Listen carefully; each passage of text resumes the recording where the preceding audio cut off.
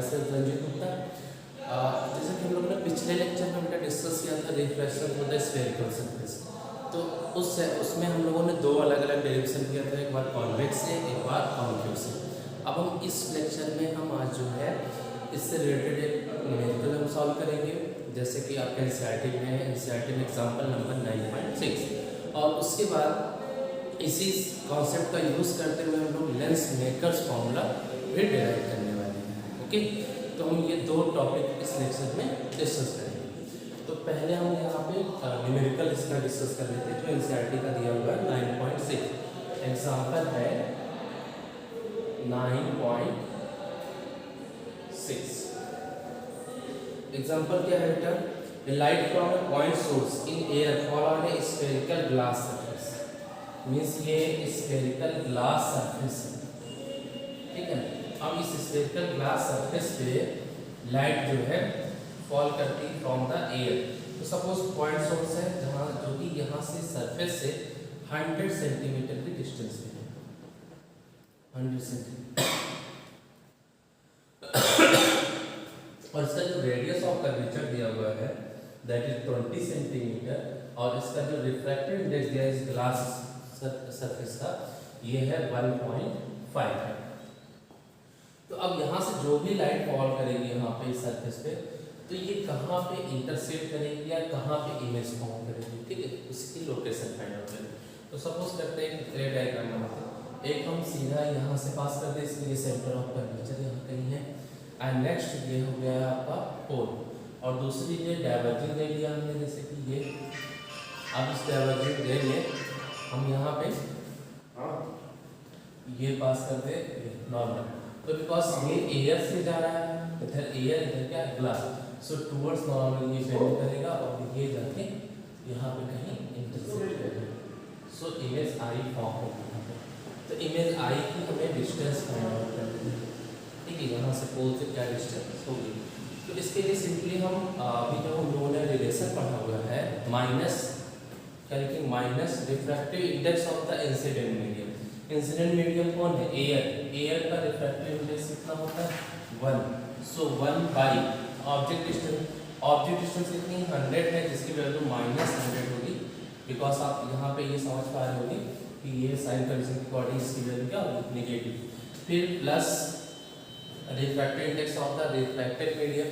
Refracted medium is the 1.5 divided by image distance. Image distance तो हमें find out ही करना है।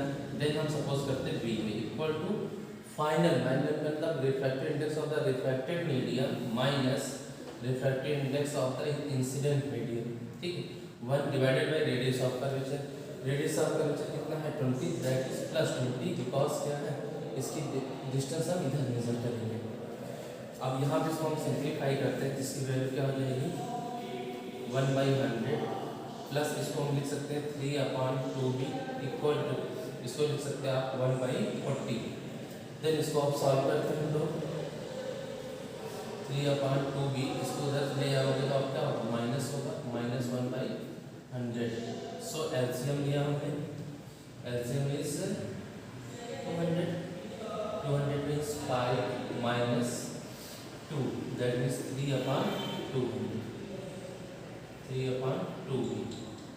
अब इसको हम सॉल्व करते हैं तो क्या हो जाएगा 3/2 इक्वल टू 3/200, 3 से 3 कैंसिल, 2 से ये 100, सो b इक्वल टू क्या आ जाएगा 100 सेंटीमीटर।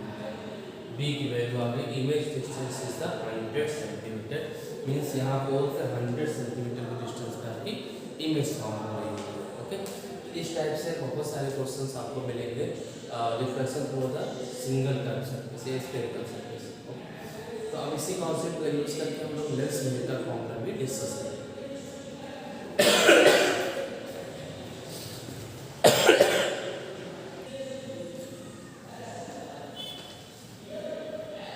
ओके, देन हम टॉपिक स्टार्ट करते हैं लेंस। लेंस मेनली होता क्या है, lens is a transparent material bounded by two surfaces, at least one surface is spherical, ठीक है। लेंस की डेफिनेशन आप याद रखिएगा, लेंस क्या होता है, lens is a transparent material, like glass का अगर लेंस है या वाटर का लेंस है, किसी भी मीडियम का हो सकता है, बट ट्रांसपेरेंट मीडियम हो। Lens is a transparent medium which is bounded by two surfaces, okay. At least one surface is spherical और कर्व बोल सकते हो, ठीक है। दोनों का स्फेरिकल होना कोई कंपल्सरी नहीं है, at least one surface is spherical. So lens में हम मेनली दो टाइप डिस्कस करते हैं। First is the convex and second is the concave. दो टाइप के लेंस डिस्कस करते हैं। कॉन्वेक्स यहाँ पे लेंस में जो डिवीजन होता है वो इस बेसिस पे होता है कि जो भी लेंस मिडिल पार्ट थिक हो और आपका किनारे वाला पार्ट क्या हो, थिन हो, ठीक है, तो उसे हम कॉन्वेक्स। और दूसरा अगर इसका अपोजिट होता है कि मिडिल पार्ट थिन हो कंपेयर टू द ये बाउंड्री पार्ट, ठीक है। तो सो आप यहाँ पे देखो ये किनारे पे क्या थिक है और बीच में क्या थिन है, तो सो इसको हम concave mirror sorry concave lens बोल सकते हैं। तो convex lens and second is the concave lens. अब यहाँ पे इसमें सब कैटेगरी हम डिवाइड कर सकते हैं। जैसे कि ये एक लेंस है, हमने कॉन्वेक्स लेंस के लिए कंडीशन क्या बोला कि बीच में थिक हो किनारे पे थिन हो, तो उसे हम कॉन्वेक्स बोलते हैं। तो ये उसी कंडीशन में आ रहा है, कॉन्वेक्स तो है बट इसका एक सरफेस हमने जैसे कि बोला था bounded by to transparent bounded by two surfaces at least one surface spherical. तो एक सरफेस स्फेरिकल इसमें है, इसलिए लेंस की कैटेगरी में है। बट एक सरफेस का प्लेन है तो इसका नाम बोल सकते हैं प्लेनो कॉन्वेक्स लेंस। इसको सब कैटेगरी में अगर लिखें तो हम लिख सकते हैं इसको plano convex lens. And next second में जैसे कि हम ये इस तरीके के बीच में फिर से आप देख सकते हो थिक है, किनारे पे क्या है थिक है, तो सो हम इसे भी हम क्या बोल सकते हैं, इसे ये भी कॉन्वेक्स लेंस की कैटेगरी में आएगा, लेकिन इसका एक सरफेस बल्जिंग सरफेस है, सो इसे हम बोलते हैं concave convex lens, concave convex lens, okay. And next third इस टाइप का हुआ आपका, यहाँ पे दोनों सरफेस बल्जिंग आउट है, तो सो इसे हम डबल कॉन्वेक्स बोल सकते हैं या कॉन्वेक्सो कॉन्वेक्स बोल सकते हैं, ठीक है। इसे नॉर्मली हम लोग कॉन्वेक्स बोल देते हैं, बट इसमें डिफरेंस आप पूछोगे, डिफरेंस मतलब ये नॉर्मली कॉन्वेक्स लेंस को हम ऐसे ही दिखाते हैं, ठीक है। बट सब कैटेगरी में ये क्या आ जाएगा, डबल कॉन्वेक्स लेंस बोल सकते हैं या कॉन्वेक्सो कॉन्वेक्स लेंस बोल सकते हैं आप इसे।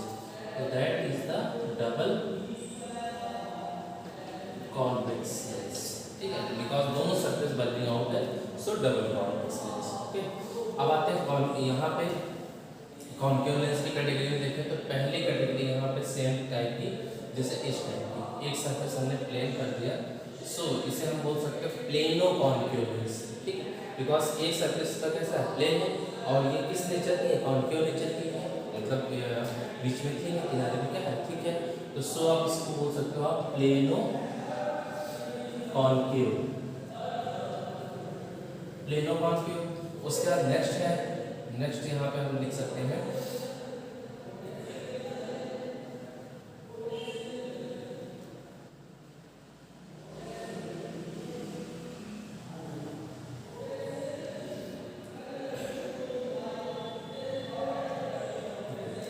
तो आप ये लिख सकते हैं बीच में थी किनारे में थी, सो कॉन्केव तो है बट ये क्या एक साथ इसका बल्जिंग आउट है, सो इसको लिख सकते हैं हम लोग कॉन्वेक्सो कॉन्केव। उसके बाद थर्ड कैटेगरी में आता है अपना, थर्ड कैटेगरी में ये आ जाता है, तो यहाँ पे आप दोनों सरफेस देख सकते, कॉन्केव है, दोनों सरफेस बल्जिंग है, तो इसको भी हम डबल कॉन्केव बोल सकते हैं या concave concave.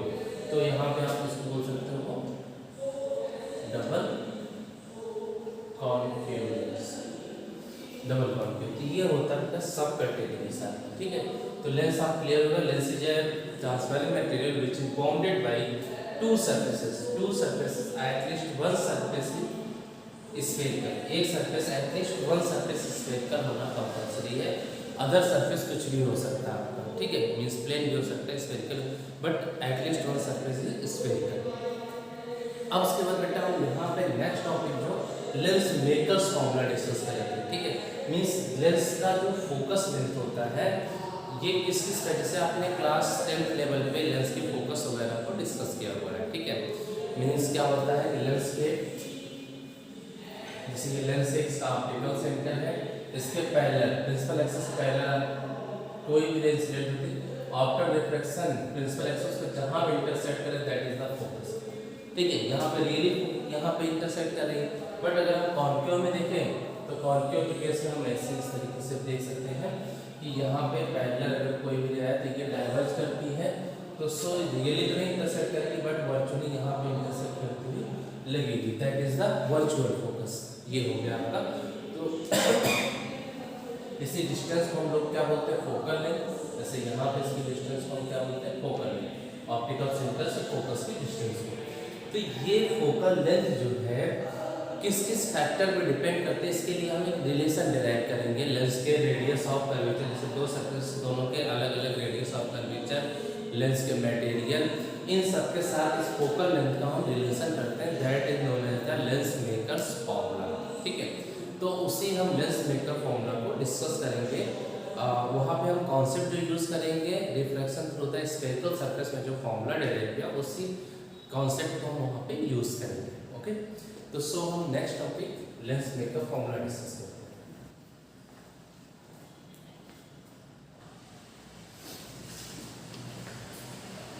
Lens maker formula, अब हम यहाँ पे इसका जो फॉर्मूले का डेरिवेशन है हम कॉन्वेक्स लेंस के थ्रू करते हैं। ठीक है, तो एक डबल कॉन्वेक्स लेंस है, जैसे सपोज करते हैं हम एक डबल कॉन्वेक्स लेंस हमने चूज किया ये। अब इस लेंस के का दोनों तरफ से ये देख सकते हो आप, एक सरफेस है, ये दूसरा सरफेस है, दो अलग अलग रिफ्रैक्टिंग सरफेसेस है। तो इसे हम अगर लाइट इधर से, ये फर्स्ट रिफ्रैक्टिव सरफेस और ये क्या हो जाएगा सेकंड, तो फर्स्ट रिफ्रैक्टिव सरफेस का कहीं ना कहीं सेंटर ऑफ कर्वेचर हम यहाँ पर डिफाइन कर देते हैं, this is the first centre of curvature for the first refractive, और सेकंड उसके लिए यहाँ कहीं पे हम सेंटर ऑफ कर्वेचर डिफाइन करते हैं। अब दोनों की जो लाइन ज्वाइनिंग होगी इसे हम प्रिंसिपल एक्सिस बोलेंगे। ये क्या हो गया आपके प्रिंसिपल एक्सिस।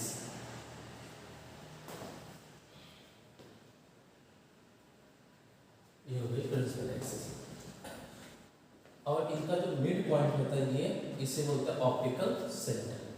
ओके, अब यहाँ से रिफ्लेक्शन के लिए हम सिंपली क्या करते हैं कि कोई ऑब्जेक्ट हमने प्लेस कर दिया यहाँ पे, O point object at the principal axis. अब इसका इमेज फॉर्मेशन करते हैं या ये देखते हैं कैसे रिफ्लेक्शन हो।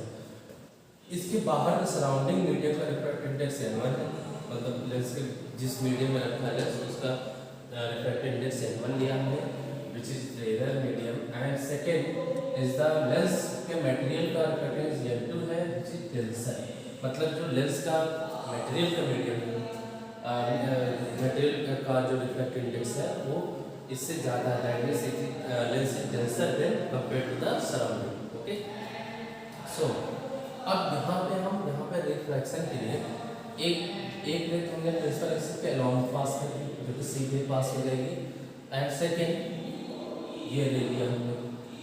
अब ये रे जो होगी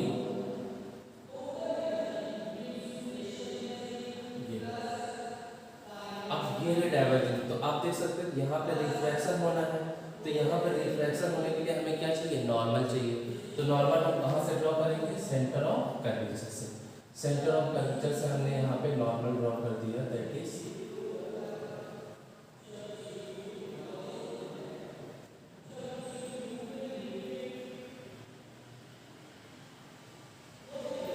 सेंटर ऑफ कर्वेचर से नॉर्मल ड्रॉ कर दिया है। और इस यहाँ पे नॉर्मल, अब ये बिकॉज रेडर टू डेंसर मूव कर रही, सो ये टुवर्ड्स नॉर्मल बेंड करेगी, तो टुवर्ड्स नॉर्मल इसने बेंड किया है यहाँ से और ये आ गई, तो टुवर्ड्स नॉर्मल बेंड करने अगर हम ये सोचे सिर्फ एक सरफेस होता है ये सरफेस, तो ये लाइट क्या होती है सीधे पास कर जाती है यहाँ पे बेंड होने के बाद। ये जैसे कि अभी हम लोगों ने डिस्कस किया था reflection through the single spherical surface, ये सरफेस ना हो तो ये लाइट बेंड होने के बाद आगे कहीं पे जाके इंटरसेक्ट करेगी। तो हम इस चीज़ को वर्चुअली यहाँ पे दिखा सकते हैं, जैसे कि ये रे जो है ये वर्चुअली देखते हैं कहाँ पे इंटरसेक्ट करते हैं, यहाँ पे इंटरसेक्ट करती है, दैट इज आई डैश से दिखा रहा है। ठीक है, हम इसको वर्चुअली मानेंगे, वर्चुअल इमेज है कि यहाँ पे आई डैश बन रही होगी फर्स्ट रिफ्लेक्टिंग सरफेस के थ्रू। लेकिन एक्चुअल में हो नहीं रहा होगा, क्योंकि ये दोबारा से फिर से क्या करेगी, रिफ्रैक्शन यहाँ के बाद फिर से ये रिफ्रैक्शन करेगी, बिकॉज ये कहाँ से कहाँ जा रही है, डेल साइड टू रेड जा रही है। तो फिर से इस पॉइंट पे रिफ्रैक्शन करने के लिए हम इसका नॉर्मल C2 खींचेंगे, बिकॉज सेकेंड रिफ्रैक्टिव सरफेस का सेंटर कौन है, C2 है। तो यहाँ से अगर हम इसका ड्रॉ करें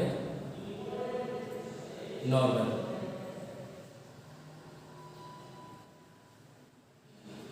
ये नॉर्मल हमने ड्रॉ कर दिया, तो अब ये N1 नॉर्मल और ये हो गया N2 नॉर्मल। तो अब यहाँ से ये जो लाइट जो है, बिकॉज डेल सेट टू डेल जा रही, so away from the normal bend करेगी। अब ये अवे फ्रॉम द नॉर्मल जब बेंड करेगी तो आप यहाँ देखोगे एक्चुअली में यहाँ पे आके इंटरसेक्ट कर रही है। सो फाइनल इमेज आई यहाँ पे बन रही है, ठीक है। अब फाइनल इमेज आई यहाँ पे बन गई। अब अगर हम डिस्टेंस डिफाइन कर ले तो इसे हम बोलेंगे ऑब्जेक्ट डिस्टेंस u, और जो वर्चुअल इमेज हमने बनाई है उसके लिए डिस्टेंस हम बोलेंगे v डैश, और फाइनली जो इमेज बनी उसके लिए हम इमेज डिस्टेंस v, और ये रेडियस ऑफ कर्वेचर हो गया r1 और ये हो गया r2 रेडियस ऑफ कर्वेचर। अब इसमें हम reflection through the spherical surface of concept use करते हैं A1 by 1।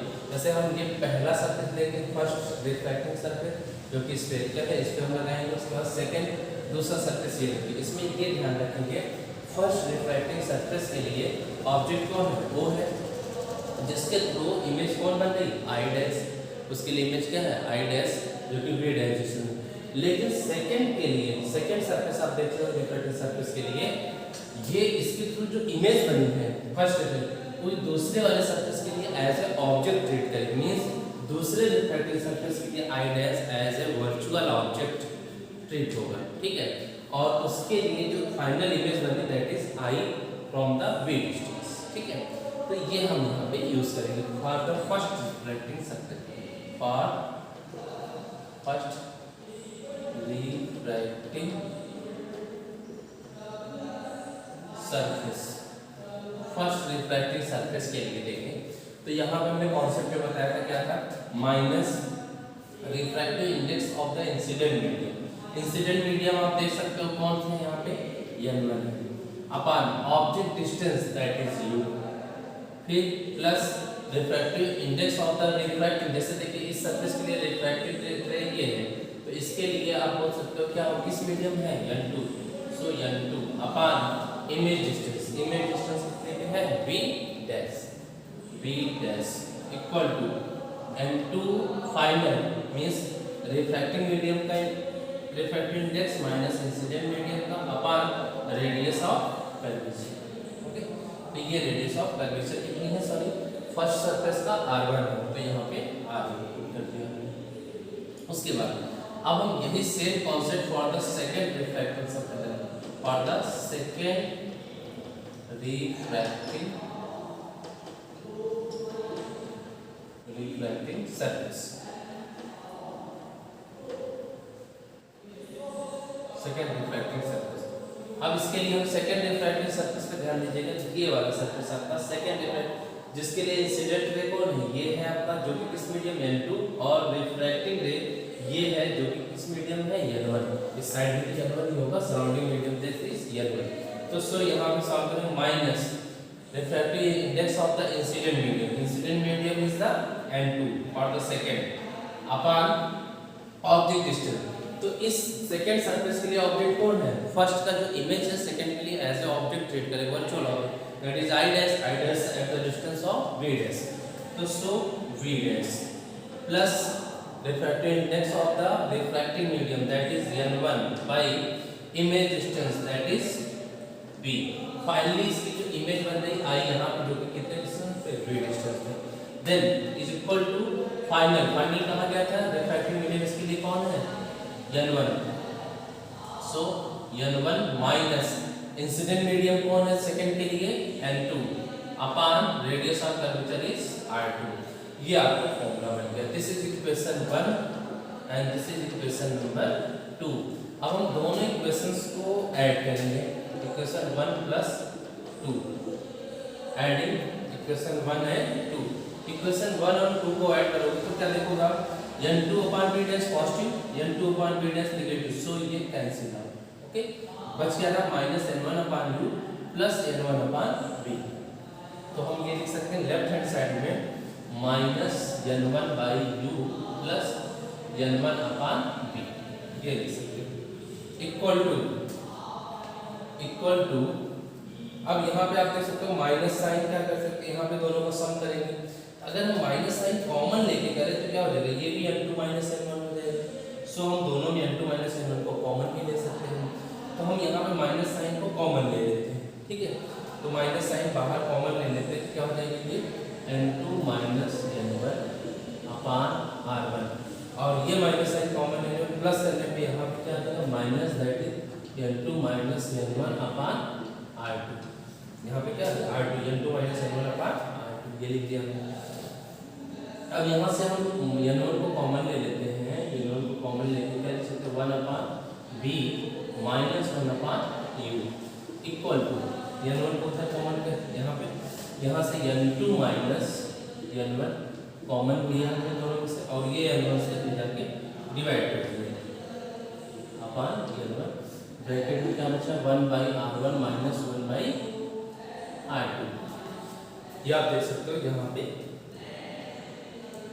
ये सिंप्लीफिकेशन बस हमने किया, ये आ गया आपका। अब यहाँ पे हम एक एजम्पशन लेते हैं कि बिकॉज जैसे ये लेंस है, लेंस में जो हमने ऑब्जेक्ट एट फाइनाइट डिस्टेंस रखी है, अगर ये इन्फिनिटिव रखें तो क्या होगा, किसी भी लेंस में अगर हम ऑब्जेक्ट को इन्फिनिटिव रखेंगे तो वहां से रे कैसे आएंगे parallel to the principal axis, और ये कहाँ पे आके इंटरसेक्ट करेंगे एट द फोकस। तो मतलब इमेज कहाँ फॉर्म हो रही होगी, यहाँ पे इमेज फॉर्म हो रही होगी फोकस में।